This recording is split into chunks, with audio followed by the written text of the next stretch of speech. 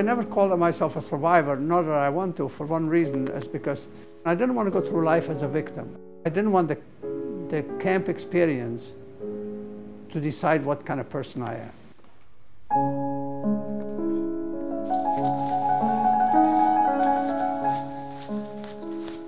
We wanted to tell our story the minute we arrived here. We promised one another, if you survive, make sure you'll talk and tell them what they did to us.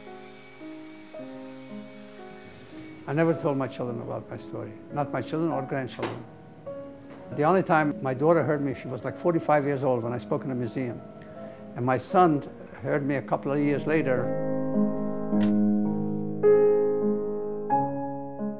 When I came to Auschwitz-Birkenau, I was 15 years old.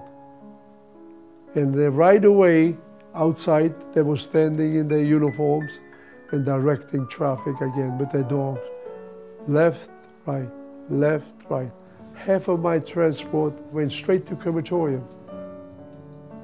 It's never easy, but we must tell what we saw, and hopefully the kids will learn it and remember that and prevent it from happening again. That's our goal. I'm looking forward to the place. It's an obligation, you know. I can't. Sick or not sick, I go in. Hello. Hi. How are you? Fine, thank you. How are you? You have any questions? How long were you in there? Did you ever meet Hitler? Did your sister survive? I had 5 sisters. One of them survived. How old were you during the Holocaust? 12. Between 12 and 17. But how did the Nazi treat you? How old was you when the Nazis came? And then after you were liberated, did it take a long time to... Well, it took a while to get my strength back because we were all like, literally like the Walking Dead. Were you in a concentration camp? First there was in a ghetto for 2 years.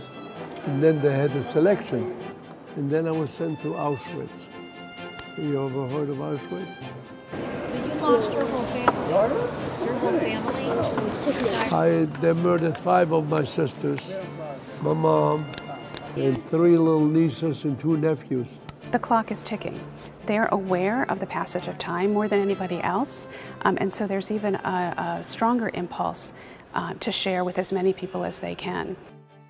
We have approximately 90 Holocaust survivors who volunteer at the museum. Last year, again, amongst our group, we lost 8 Holocaust survivors from the museum's community. It's now January, middle of January, and we've already lost 2 from our group. They scientifically, mathematically, they figured out if they use a certain system with the flammable fluids and the body fat of the people, they could burn X amount of bodies in a 24-hour period. In Auschwitz, they gave you a number. I don't know if you ever see numbers on the arm. I'll show it to you so you know what I'm talking about. A18991, that was the number. They took away your name and you became a number. If you get that little piece of bread in the morning, number. Line up for work, number. In 1 year, I think we had like maybe 2 showers. What do you want them to walk away with, knowing and learning about your respective experiences? We ourselves have to look out for each other, okay? Nobody could understand certain things unless you were there, okay? It's like for the first time you find out the next morning that your whole family was wiped out.